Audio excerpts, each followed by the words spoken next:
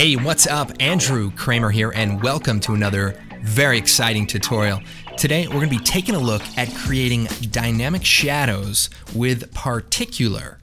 So what that means is our particle systems will now cast shadows onto a surface. So let's take a look at a few different examples. So here we have some futuristic balls flying through the streets of New York City, as is common in that state. So let's go ahead and hit play.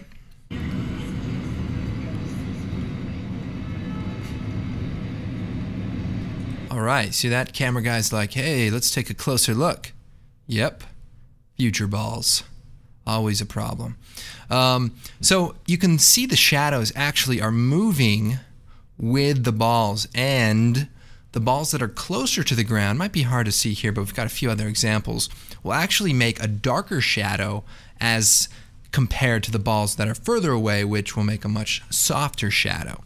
So if we take a look at this example here, we can see, let's play through here. If you look at the shadow, say under this dropping ball, it actually is soft. So it's kind of an interesting effect that hopefully will give you some more creative possibilities with the particle system. We've got a couple other examples here. We've got this smoke shadow. This one's pretty interesting. So we've got the smoke. So what's interesting is that the shadow is darker as the particles get closer to the ground. And if we take a look at the particles without the background, you can really see how this shadow is affecting the surface. Let's see if we have any other examples to take a look at.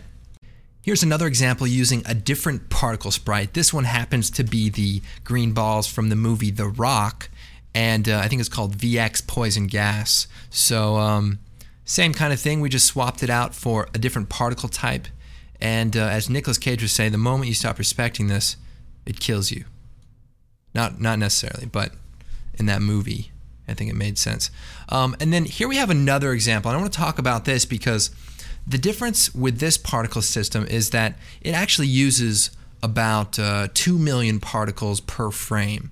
But in this case, when you have so many particles in each frame, it actually was easier just to duplicate the render and then lay it down on its side and give it a little blur. So this is kind of a simple technique of creating a shadow, and we're going to take a look at a more advanced method. And by the way, for this example with the particles flying around, and it actually kind of goes to the music, you can actually check out the blog, scroll down, and you can actually download the project file, and I also have just a little bit of information on how it was created, but feel free to download it and check it out. Now you might be wondering, why do I use so many examples with white walls? Well, I had this problem over the weekend, and I had to go to this facility where they put you in this room that's all white and it's kind of padded, and they put you in this like special jacket which really makes you stand up straight, which is good, I guess. I don't always have good posture, but it's also difficult to use your hands. They said I was a danger to myself and others, and they were like watching me with video cameras, and I think they were tracking me. So I had this tracking system in my arm, and I was trying to dig it out, but you know, they came in to stop me because I was using a pin to kind of dig it out. But anyway, I was finally able to escape, so I was able to make this tutorial. Oh, by the way, the place, I think it was called Chuck E. Cheese's. All right, so here we are in After Effects, and we're going to take a look at this example with the particle sprites, and we can take a look at just the shadows that it is creating, and we're going to attempt to recreate this. Now, before we get moving, let me get a quick drink. It's always important to stay hydrated. As artists, we sometimes forget. We get really busy, and gotta stay hydrated, especially if you're an athlete that does motion graphics. Very important. Although in my case, I'm mostly just an athlete. Basketball, actually. I'm not gonna lie, I'm pretty good. I'm like a white Larry Bird.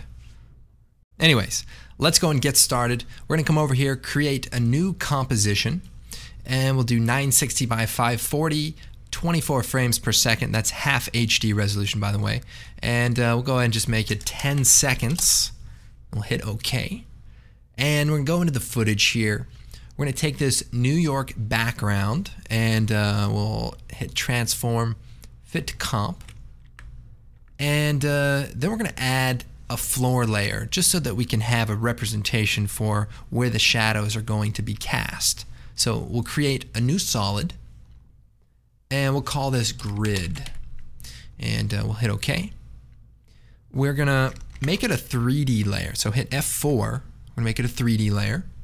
And we'll take the rotate tool and we'll rotate it on the X-axis so that it's nice and flat. And if you hold down Shift, it will snap.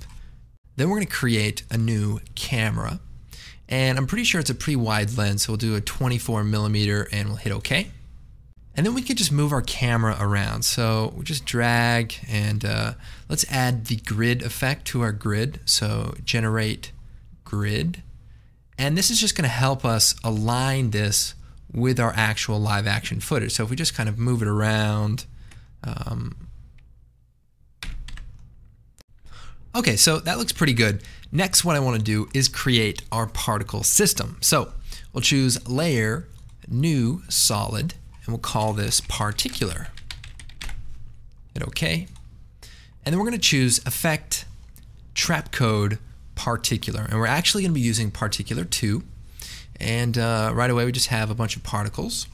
Now to emit the particles, we're going to use a light. So we'll create a new light and we'll call this emitter with a capital E so that it gets referenced. And we'll hit OK. Then we'll go into particular. We'll go into the emitter settings and we'll change the emitter type from point to the light. So now when we move the light around, it'll move the particles around. So what I'm going to do is move the light up a bit and then push it into Z space so it's kind of coming down the street. Then I'll hit P and that brings up the position for the emitter. And let's see here. We'll set a keyframe. We'll move forward, 4 seconds or so, and we'll animate this forward. Maybe just push it over a little bit. And then we'll go into the particular settings and let's turn the velocity down to about 5. Or actually, let's just turn it down all the way. And we'll turn the velocity randomness down. And the velocity for motion, let's set that to about 5. And that way the particles sort of move forward with the motion. Now, I also want to turn up the emitter size. And maybe turn down the Z size.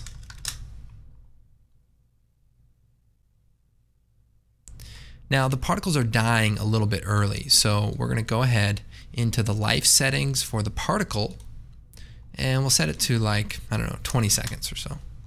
That way they'll just stay on mostly forever. Now we also want the particles to have a little bit of movement to them, so let's come down here to the physics. And we could go into the air settings here.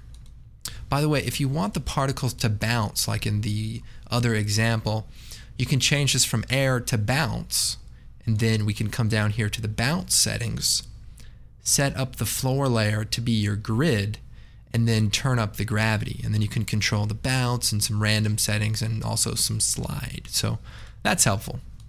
Going back to air, because we want to just give it some turbulence. Not like the movie Turbulence, but something actually that's good. We're going to turn up the effect position just a little bit, and so that we just see the particles moving a bit. Now, they're wobbling a little bit much because of the evolution speed, so we'll set that down to about 10. So I think that looks pretty good. Okay, so instead of using the white balls for the particles, I want to use a pre-rendered element that I created earlier in a 3D program. So it's called green ball. It's about 100 frames. And let's just bring it out.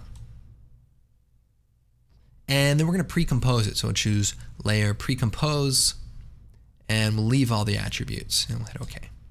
And we'll open it up. And I think there's actually a couple of frames that don't animate. So we'll start it at frame 2. We'll hit B, that brings the work area over. We'll go to the end and move 1 frame before the end. We'll hit N, and that brings the work area there. And then we'll right click, trim to comp. So now it should loop perfectly. So just this little rotation ball. I mean, I could show you how to do it. Okay, I will. I'll show you how to make that ball in 3D Max. It's like the easiest thing you'll ever do. First, you make a sphere. Give it a bunch of segments, like 64. Convert it to an editable poly. Go into the edit poly. Basically just delete a bunch of pieces, maybe the bottom, and do the same thing from like the left side also. And so then the mesh looks like that, and then just go into the modifier and add the shell modifier, which may not be on the list because my screen gets run off, but it's called shell, like a seashell. And then it kind of creates volume. And then you can use a beveled edge. So I've made this bevel edge. You click on that, and then you've got some interesting things there. And we'll just throw on a quick material. It's pretty much all there is to it. Oh, by the way, to create that line, you just take the line tool and just create yourself a... There you go.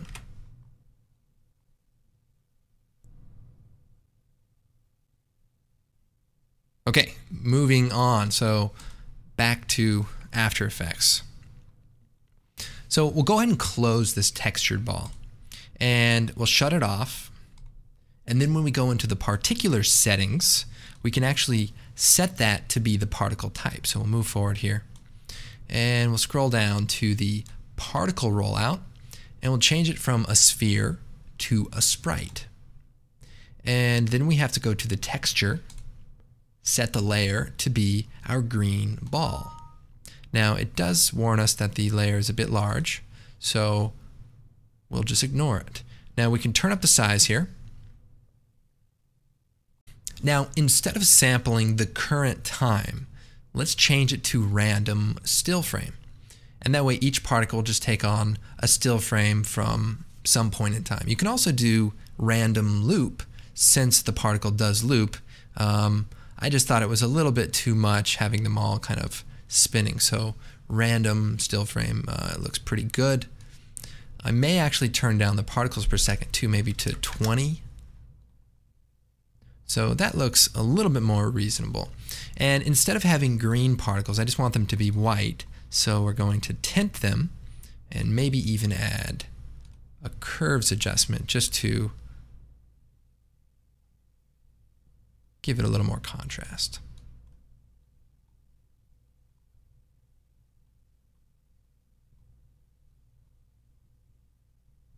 Now, I want to make sure the particles get nice and close to the surface. So what I'm going to do is change this from active camera to the front view, and that way we can see the particles from the front.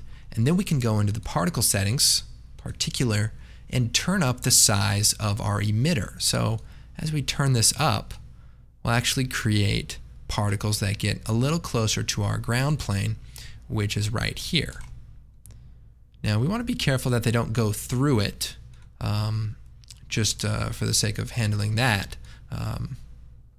But it'd be nice if they get kind of close. Okay, so looks pretty good. We'll go back to the active camera, and here we have these balls sort of floating by. And one other fun thing that you can play with is the random seed. So as you change that, you just get a sort of different looking system, and it's kind of fun. I want to go into the size of the particle and maybe turn it up, or better yet, turn up the randomness a bit so they're not all exactly the same size. Now here's another cool thing that's part of Particular too. So if I jump over to the Smoke City example, you can actually see there's some nice shading in this clump of particles that's a little bit different than the rest. Now in Particular 2, there's a cool feature that creates sort of self-shadows for the particles, almost like an ambient occlusion based on the density of these particles. So what that can create is some darker areas and some cloud-like effects. So the one thing that I've done differently here, as opposed to an earlier tutorial called Smoke Trails that you can check out to create this exact same smoke. In fact, I used the exact same element from the downloadable project file. And this is the same smoke. The only thing I've done differently is I've gone down to the particle settings, and we want to go down to the shading tab. Now, there's an option here for shadows for main particles. And when we turn that on, it creates the nice, inner shadows. But if we shut that off, then we have just, a nice look, but certainly not as good as with the shadows on. So if we turn those on, we can then come down here to the shadow settings and play around with some of these. So we could turn this up, and it just kind of creates different looks. And we could turn up the size and it turns black, and now we have the Dementors. Or we could turn it down and it's some other movie with lighter colored particles. So the point is, you can control the look and hopefully kind of get the result you're looking for. So that is one thing I wanted to make sure to mention.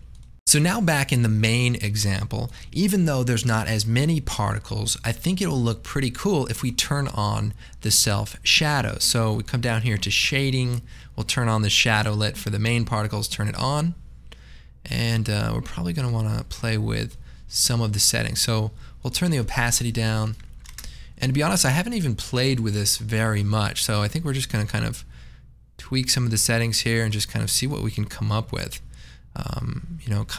Kind of interesting how this works, but maybe just give it a little bit of adjust size. I assume that's like the size of the radius, maybe, and it just gives it a nice look. So these are nice and white, and the particles in this cluster are a little darker. So pretty cool. All right, let's just take a quick look at where we're at now. And basically the particles are just floating by.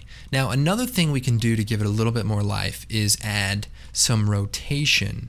So if we come in here, we'll set the rotation over to the left. Now if you go too much, the lighting that's built into the sprite won't work. So we actually just want to do a little bit, slide it over to the left, and then we're going to turn the rotation speed up to maybe 0.02. And that way, by the time it gets to that position, it will still be upright. So right now we're working in Comp 2. So we'll hit that, we'll type, Particle City. And then we'll duplicate that. And we'll change this from Particle City to Particle City Shadow. And now is the part you've been waiting for. We'll double click on that. And now we have the Particle City Shadow comp. So what I'm going to do is create a new camera, and we'll hit OK, and we're also going to create a null object. Now I'm going to hit F4, we're going to make that null object 3D, and then we're going to take our camera and parent it to that null object. Now we're going to delete our old camera, and then we're going to take the null object, hit R. Now we're going to rotate the camera, so instead of looking at the particles, we're actually going to move the camera up above, so we're looking down on the particles. So we want to just change the X rotation here to about -90. So now we're perfectly right above the particles. Now we can shut off our background layer, and if we go into particular, we can make a few quick adjustments. First, we don't need to use the sprite because it just takes longer to render. We'll just set it to a sphere. Now it looks like the spheres are a little bit large, so we'll go ahead, bring that down just a little bit, and then we'll scroll down to the shading tab and shut the shadows for the main particles to off, and that'll make it also go a little bit faster. Now one other quick step is we need to take our camera and maybe the Track Z camera tool and pull it really far out. We want to come way out into space. And then we'll take the camera, hit AA, and we're going to zoom the camera back in as close as we can get. And this will sort of create an orthographic type of view, kind of like the top front views that are built into After Effects and other 3D programs. So this is the basic idea for the shadows. Now before we get into a couple of the other steps, let's move back to our Particle City comp. We'll go to our project, and what I want to do is bring the Particle City shadow into my project, and I actually want to put it exactly in the same place as our grid floor. So I'll just duplicate the floor, edit, duplicate, and then take our Particle City shadow comp, hold down Alt, and let it go when I bring it into the comp. and that will replace the item with that item. I'm just going to delete the grid effect, and we'll just turn the eye switch on. So now we have some shadows, and they actually animate just like our comp. However, we need to make sure our shadows line up with our particles. So we'll change this to the top view, and here we have our two things. We have our city shadows, and then we have our particles. Now, if I hit AA, I can turn the accept lights to off.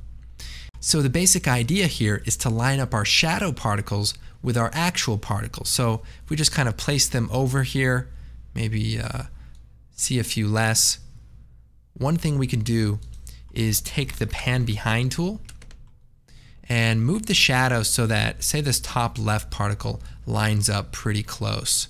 And then we'll take the pan behind tool, move it to that position, and then if we scale this up, it will scale around that position and we can get the other particles to line up. So that looks pretty good, and as we move forward, let's just make sure they still line up. So if we kind of shut this on and off, you can see it's looking pretty good. So then we'll go back to the active camera. Looks like we need a little bit more space. Now we can extend the size of the composition for our shadows, or simply we can just zoom out because we don't need it to be that high quality. So we'll just zoom out a little bit further so that it's in this space, and maybe even just move it over here so we use up all of the comp space. And we'll come back in here and we'll do a quick alignment. We'll go back to the top view, and we'll just move these over. We'll align that top left particle, and then we'll scale this comp until the particles line up again. So pretty good. Okay, back to active camera, and there's our shadows. Now instead of white, let's actually make them black. So we'll go color correction, we'll use the tint effect, and we'll just tint it black. And there we have some decent looking shadows. Okay, so that looks pretty good, but we can make it look even better by turning on the depth of field for the camera. So here's how we're going to do that. First, I want to take our grid layer, which is our ground plane, and I'm going to hit P. And then I'm going to take the camera, I'm going to hit AA. That brings up our camera settings. Then I'm going to hold down Shift and P. So I bring up the position of those two things. And what I want to do is set the focus distance to that ground plane. And a simple way to do that is to Alt-click on the focus distance, type length, parentheses, then pick whip the camera's position, comma, and then pick whip the layer's position. And what that says is what is the length between the camera and that floor layer. And when we click away, it is about 4100. And that's exactly what we want to do, so that when we turn on our depth of field, the particles that are close to that ground will actually be hard, and the particles further away will basically be out of focus. So we can turn the blur level up and the aperture up, and just really want to crank this up a lot. And this is sort of the result that you get. So now if we go back to the particle city comp, we can see some variation in the particle density. We can also duplicate this, add a quick blur, and maybe lower the opacity of that, and just create a more softer looking shadow. And I think that's just something you can kind of play with. All right, now it gets even better. If we take our particular layer and we go down to the visibility settings, we can actually play around with how our particles render in terms of the distance from the camera. So basically what this is for is, so if particles get too far away from the camera, say more than 20,000 pixels away, they'll simply fade off from about 19,000 pixels. Same with particles getting too close to the camera, they'll start fading away at about 10 pixels and be completely gone at about 1 pixel. So I've made a quick graph to illustrate what the purpose of this is and how we can benefit from it for using shadows. All right, here we have a simple graph. It's a side view of our scene. We have our camera up in space looking down, we have our floor plane, and then we have our patch of particles. Now, the near vanish value is set to 1. So that's right at the camera lens. And then we have the near start fade, and that's when the particles become completely opaque. So for example, if I were to take the particles and move them closer to the camera, they would essentially start fading away as they get close to the camera. So it would be something like this, where they fade away until they reach this blue area. So what we want to do is change the start fade to be closer to the floor plane and the near vanish to be right at the top of our particle cloud. So what that will do is make it so that the particles at the top of the cloud are faded and the particles closer to the surface are darker. Just like a shadow, where the shadows, as it gets closer to the surface, it gets darker, and the ones that are further away don't really cast a shadow or are too far away and it's much softer. So this is what we're going to try to do really quick. So I hope that's been helpful. Okay, so back in After Effects, we know the camera is 4,190 pixels away from the ground plane. So if we go to Particular, we can click into the visibility settings. We say near start fade, and we'll set that to 4,190. So that's set up to be the ground plane. And if we look at our example here, the red, the end of the red is the ground plane. So then we want to change the near vanish point that used to be where the camera is and move it down closer to where the particles are. So we simply want to turn the near vanish value up to something close to 4,100. And as I do that, notice right here, the particles start to fade away. So we're looking at different layers. So right here, these are the particles that are only close to the surface. So if we were to go back into our example here and maybe just put a layer between it, only the particles that are close to the ground are even creating a shadow because we've limited the visibility range to only those particles. But if we open that up just a little bit more, we can see more particles, but they're simply a little bit lighter. So if we look at the example now, there's more shadows, but they're not as intense.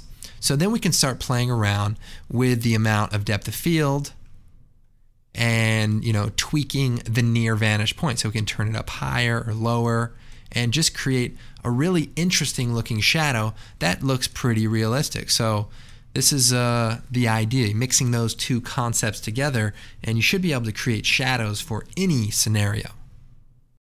Real quick, I'll do some color correction, maybe with a curves adjustment. Go to the red channel here. We'll just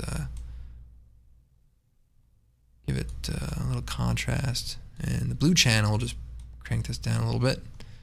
Maybe some contrast here.